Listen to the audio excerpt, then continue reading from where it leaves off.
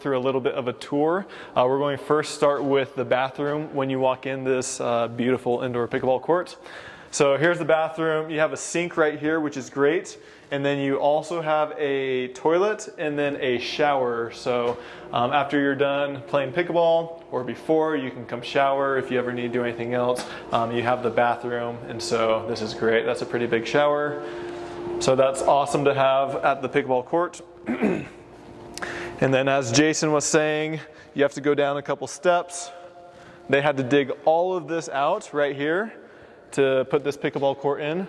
The ceiling height is about 15 feet, he said. They have a basketball hoop right here, and then also one over here on the side.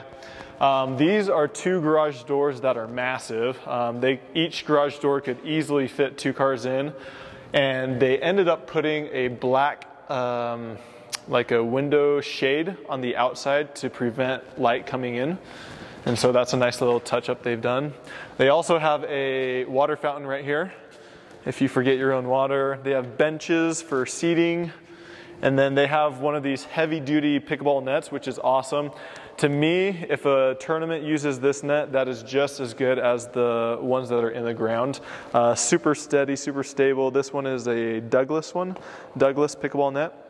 They are quite a bit more money than your temporary nets, but it also provides a lot more value, a lot higher quality. And then on this, you have just one line for the 3-pointer, so it doesn't affect too much with the pickleball stuff. You can still play and not be too distracted by lines going across the court. They have a scoreboard. I don't know if this actually works or not. It might be more for basketball or for looks, but that's kind of a cool touch. Let's see.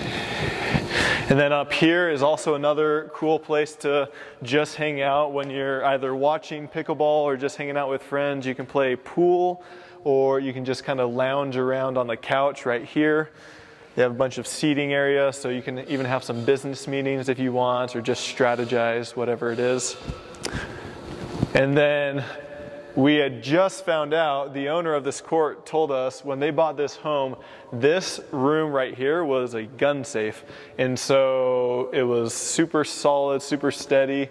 And his wife wanted to change this to be a room for like grandkids and children. And so it's almost the complete opposite than a gun room, a safe room. So you have a little table in here. You have little chairs, little rocking chair, that's fun. You think I could sit in that? Yeah, let's see it. Let's try it. Let's see. So the owner of this court did a bunch of renovations, and so they changed this room. They put some hammocks up there on this side, and then we're going to go up to the very top where he keeps an office up there, but it's also a bedroom and just a really cool area to relax in and get some work done if you need to. And then right here you have this little landing where you can view the pickleball games that's going on, or just kind of hang out, a fun little area. The ceiling is not too tall here, but I can stand up straight without hitting my head. Somebody a little bit taller might have issues, but for me it's fine.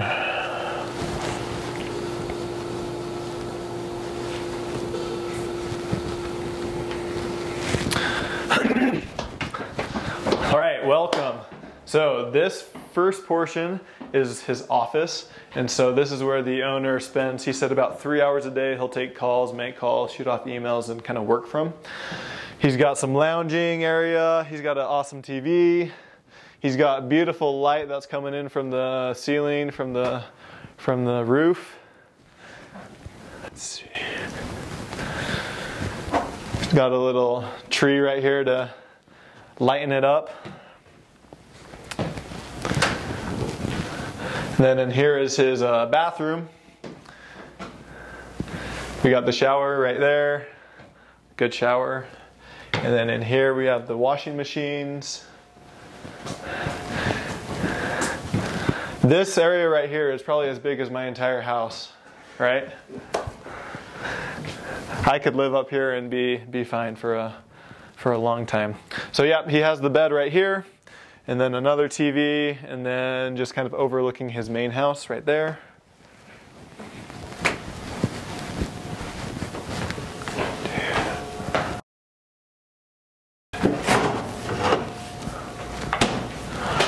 Awesome. Yeah, so coming back in here, this is actually a fridge. I wasn't sure what that was, but that's a fridge. Then we have the washing machine, just a closet right there.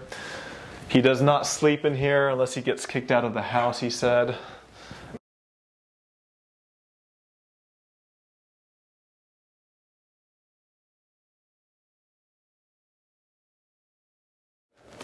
Awesome. So thanks for joining me, Jason. Yeah. And let's just talk about your story, how you got introduced in pickleball and how long you've been playing for. So I've been playing for about 2 years. I played tennis in high school, and then I stopped for almost 30 years, and then started playing tennis pretty hardcore for a couple of years. But I was getting hurt all the time, and had a couple heat stroke situations. Broke a rib, or sprained an ankle, tennis elbow, a bunch of stuff. So I found pickleball kind of during Christmas break. Of what year? Let's see, 2019. Okay. So yeah, just a little over 2 years ago. Oh, wow. And yeah, it turned out in my hometown there were like 15 courts that people had just lobbied to get, and so once I found pickleball, I actually never went back. I think I played tennis maybe one time in the last 2 years. Have you had as many injuries since? I've had a few, yeah. I actually just got off a broken rib situation, but that wasn't from pickleball. That was a go-kart accident. So, but I've been dealing with tennis elbow, but nothing too serious. Awesome. So obviously we're here in your beautiful court. We wanted to talk to you a little bit about this, the process behind it, what motivated you. So to begin with, was this a pickleball court to begin with? It was not. It was a garage. The previous owner had. So this was a 2-car garage. It was like he had a whole bunch of toys in here and stuff. He had this was like a gun safe. Okay. He had like 70 guns in there. That's awesome. And it was the level of the top of these stairs. So we actually dug down. So how many feet did you have to dig down? We dug down almost 3 feet because we wanted a little more height, because my son, who's a basketball player, at the current height it was at, which wasn't high enough, so it would be a flat basketball shot. So we wanted to go dig down a little further. Cool. So for basketball it would be better, and for pickleball, So what do you know the total height from the ground floor on the pickleball 15, court? Yeah. 15 feet. Yeah, to the ceiling. Yeah. And that's what you wanted, or did you want? No, I mean ideally. It was really hard to go down, so it was like, we went down about the minimum that we could in order to have a serviceable basketball court. Okay. And for pickleball, ideally, if it were another 5 feet taller, that'd be great. But we don't lob a whole lot. But, yeah. So it works out okay. We actually play off the ceiling, house rules. So as long as it's unintentional, that's fun. What's been? Why did you go with these colors that you did? So actually, let's rewind a little bit. There were different colors here the very first time that I came out here. Yeah, so the first time you remember, it was kind of red, gray, and blue, and I just didn't think it looked great. Yeah. I wasn't thrilled with it, and so ultimately went with this color scheme while I was out of town one time, and when I came back, I was just thrilled with it. I thought it looked fantastic. And are you happy with it so far? Yeah, I love it. Yeah. And going back to the first question, how long was the entire process of start to finish with excavating and digging out? I'm trying to think. I think it was a much more complicated project. I would say if you've got the space to do a pickleball court, you can get the whole thing done. Like if you have a tennis court, that can be a pickleball court in a matter of a couple of days. But in this case, it was very complicated, having to go down, do the grading, do the steps. The steps had to wrap around by the door there. So it was a lot more complicated, and the guy was in high demand at the time. So I think it probably took 2-3 months to get it. Just to dig down, or the entire process? I think the whole process. Okay. Yeah, taking out all the existing garage and stone, and digging down, and framing the steps and framing the planters, and my wife, So those planters weren't there before? No, they weren't there. Okay. A lot of these touches, there's like a water fountain, the plants, the planters, that's all my wife right there. The benches, she's the one who kind of made it look less industrial, because before it was just the kind of this red, gray, and blue court that didn't look that great. So how many hours a day and week do you think this court gets used? I would say it gets used on average probably between pickleball and basketball. We're probably 5 hours a day. Yeah. Yeah. So my son plays in here a lot. I play I'll play down in Orem a lot at the club, but you know, I'll play or drill here at least once a day. Cool. You have a ball machine. Do you drill with that? You know, I don't use the ball machine a whole lot. I try to get another person. I think it's, I just think it's more efficient. If you have another person and you can, you know, do your drills, I think it's a little better. But I use it sometimes. Awesome. Are there any regrets that you had if you were to do this again? Would you change anything with this layout? No, I think the key thing, it turns out the garage was just like exactly the right size. Yeah. I think if anyone's planning a pickleball court, you really have to have 60 by 32. You just have to. You have to have 8 feet on the ends and 6 feet on the sides, ideally. We actually have 7 on that side, and we have 9 over here. Okay. What's the size of the garage total? Like, yeah, so to the edge of these steps, it's 60 by, it's 60, and that's 36 that way. So you want to be, you know, 60, sorry, you want to be at least 60 by 32, so 6 feet on each side, but we have an extra 4 feet. So we did, instead of making it exactly even, we put a couple extra feet on that side so we could put, you know, like the benches and the machine and all that stuff. Yeah. But there's still 7 feet over there, so more than enough room to ATP. So there's 7 on that side and 9 on that side, but you just need, in my opinion, at least 6 on each side. Did you have to go through any zoning for this stuff? No, we just did it. We didn't ask any questions. So. Yeah, that's smart. Ask forgiveness. We've done a few things since, you know, we added the basketball hoops. You know, that came a couple months after we got it going, because they took forever to get here. But we put those shades on the windows, which really helps. You know, up there, there's like a viewing area upstairs, which is you know, which is kind of nice. And then we're going to blow out that wall to make kind of like an exercise room. Awesome. And a little more viewing capacity. Will you dig down or just keep it? No, we're not going to dig down. It'll be at the level of the floor here, and then you'll just step down onto the court. And then going back to this court, is this post tension? Yeah.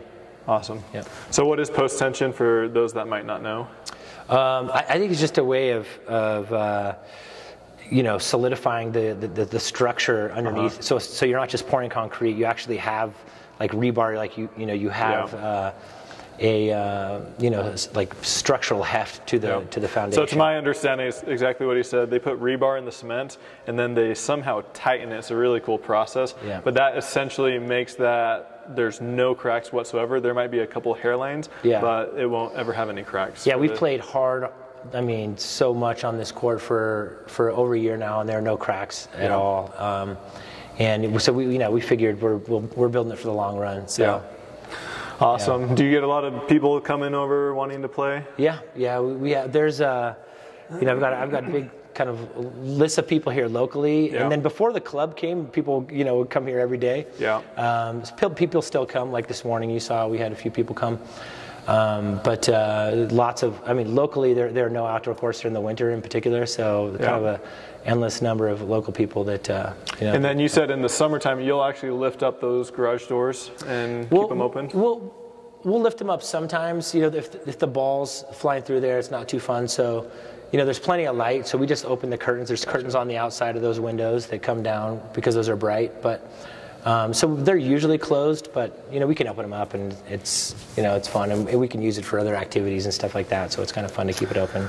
Awesome. So for the last question, a lot of people are dying to know this, is the budget. I don't know if you're comfortable sharing that number, or just kind of a ballpark area of what this costs or what people can expect to do something similar to this. Yeah, I think this is such a unique project because of the complexity of, you know, having to go down and dig down and everything. So I think it ended up being about 60 grand.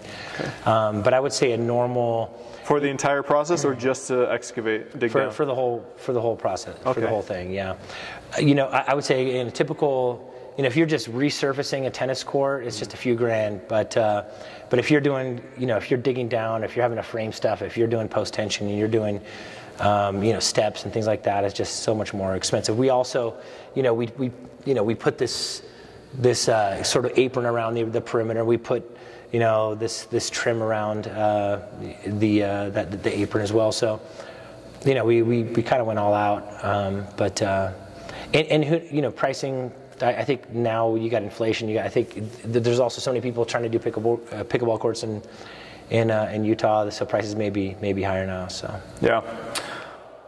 Do you ever have any tournaments or events? Yeah. Here. So we actually have a tennis court outside that we converted. We have 3 pickleball courts outside. Okay. So we do. We'll get a bunch of teams and do like a round robin. Yeah. And do. So you have 4 courts here at this house. Yeah. With the tennis court. 1 here, 3 outside. Yeah. Yeah. So we'll do tournaments. We'll just try to find a bunch of good players and go to war for a few hours. Cool. And so during the summer, it's great. And I have a couple kids who are in Provo, in college age, and so they come up all the time and bring up lots of friends and have big parties here. So yeah. Last thing, are you satisfied with how this turned out and that you put it in? Oh yeah, I'm thrilled. The guys we used were incredible. Yeah. Parkin is the name of the company. Tyler Sella, he's super smart on this stuff. So awesome. Yeah. Cool. Any other questions we missed or we should hit on? I don't think so. I guess the only other question I'd ask is what other features did you want to add in here just as a whole? Was there anything that... Yeah, we may add the Pickle Jam scoring system in here that Case developed. But right now I can't think of a whole lot more that we really want to do. Did you switch out these lights to be more specific towards pickleball? These lights were already there. They're perfect. I think that's really important. You want the fluorescent, because they're just so nice and bright. I mean, the lighting in here is one of my favorite things. Yeah. Are those LEDs? Yeah. Uh-huh. And they're just.